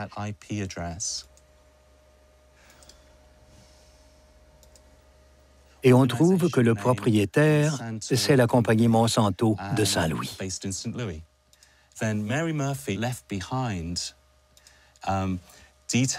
Quant à Mary Murphy, elle a laissé quelques indices qui m'ont aussi permis de remonter jusqu'à elle. On voit que les emails postés par Mary Murphy ont pour adresse bw6.bivwood.com. En cherchant, on trouve que bivwood.com, c'est le nom d'une agence de communication appelée Groupe Beavings. Et parmi ses clients, il y a Monsanto. Des faux scientifiques, c'est vraiment des coups tordus. Oui, on peut parler de méthodes très sales qui piétinent l'éthique la plus élémentaire. Elle révèle une compagnie qui est prête à tout pour imposer ses produits partout dans le monde, y compris à détruire la réputation de tous ceux qui peuvent lui faire obstacle. L'accusation de Jonathan Matthews a été reprise par la presse britannique, mais Monsanto a préféré l'ignorer. Tandis qu'elle poursuit son irrésistible ascension, la firme défend sa vision d'un monde transgénique censé résoudre le problème de la faim et de l'environnement dans la plus grande harmonie. L'expérience pratique démontre clairement que la coexistence entre l'agriculture transgénique et l'agriculture conventionnelle ou biologique est non seulement possible, mais qu'elle se passe pacifiquement partout dans le monde.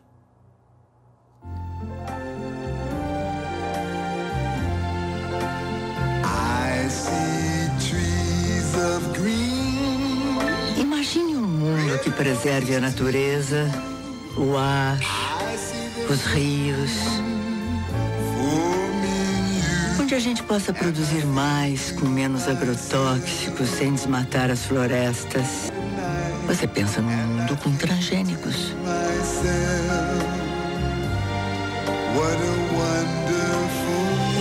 Uma iniciativa Monsanto com apoio da Associação Brasileira de Nutrologia.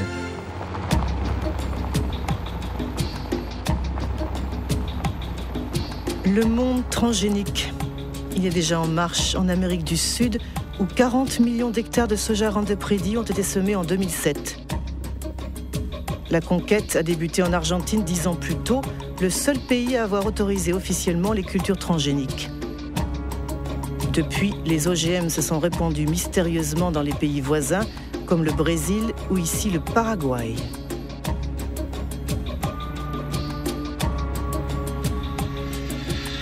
En 2005, le gouvernement paraguayen a finalement légalisé les cultures clandestines pour sauver ses exportations de soja, notamment vers l'Europe, où l'étiquetage des produits OGM est obligatoire.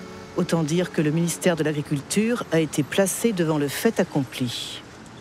Nous avons dû autoriser l'utilisation des OGM, car ils étaient entrés, de manière, disons, irrégulière dans notre pays. Sait-on comment les semences transgéniques sont entrées dans le pays? Par le marché noir ou la contrebande? Non, nous ne parlons pas de marché noir, mais de sacs blancs, parce que ce sont des sacs de semences qui ne présentent aucune inscription officielle. Est-ce que Monsanto a joué un rôle dans cette contrebande de semences? Il est possible que l'entreprise ait, disons, promu ces variétés, ces semences, et comme je vous ai dit, le gouvernement a dû réagir a posteriori en validant effectivement un état de fait.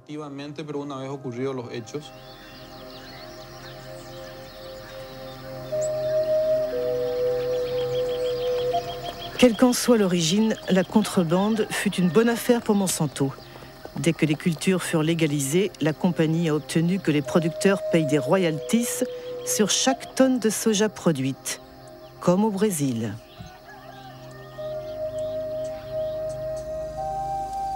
Depuis au Paraguay, on déforeste à tour de bras, quitte à expulser par la force les petits paysans qui refusent de céder leur lopin de terre.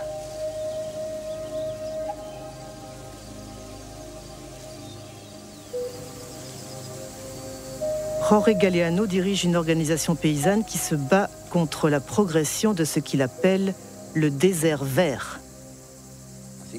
Nous avons ici un exemple de ce qu'est une culture de soja transgénique.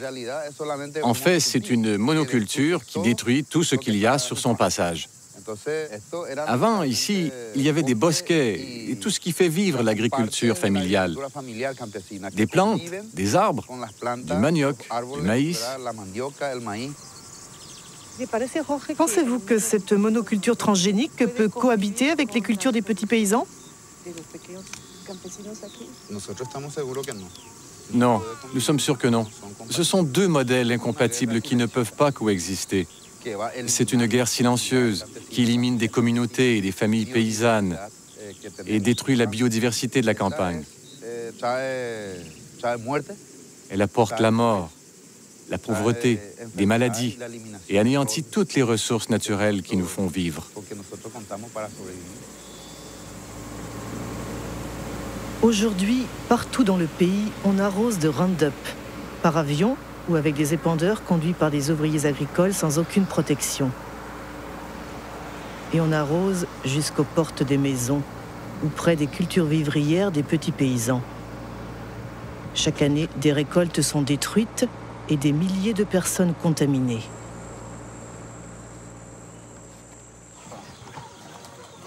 Comme cette famille, cernée par les OGM de Monsanto.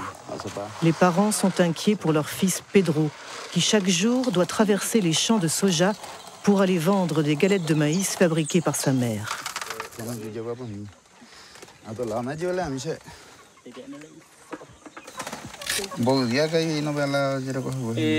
15 días ya por la peso ya ni por no. Eu perire bella peregua be tu butere la primero güey. Oyu pijo. Mi sima peso vale hijo vaya ahí también. Dame pure. No ne kana si biche.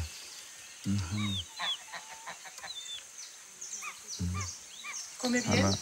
Te dia hoy no usted vete mi umia ya poina jugo hamba ende uina. Misa sa ibe le karube. Qua, qua karube sí.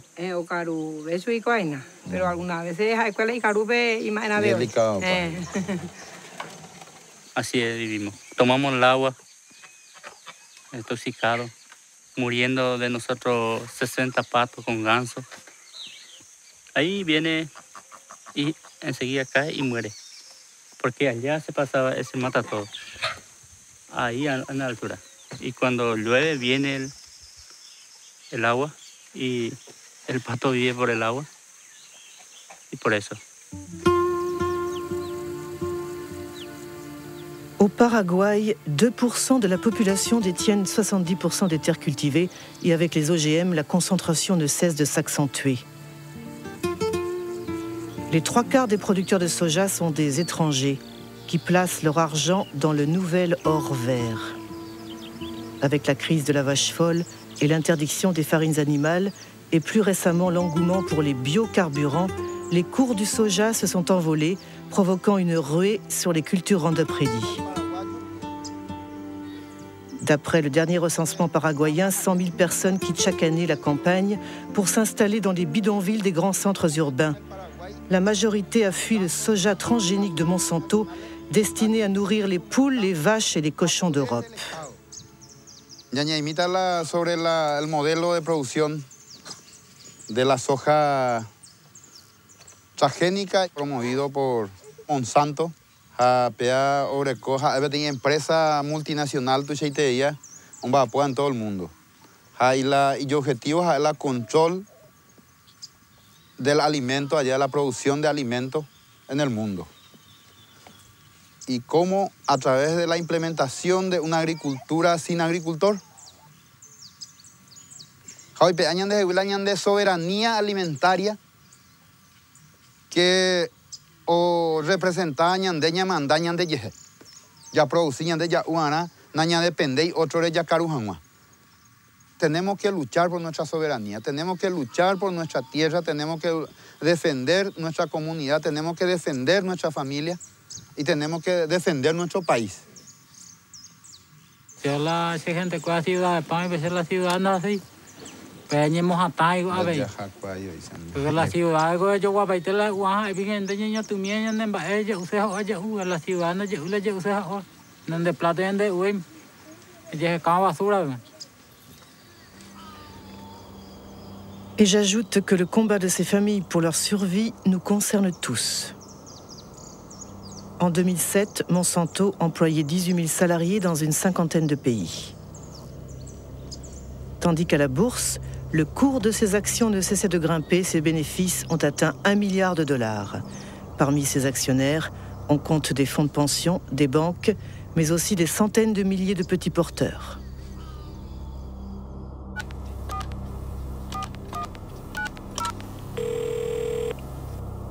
Chris Horner. Hello, Christopher Horner. I'm Marie-Monique Robin from France.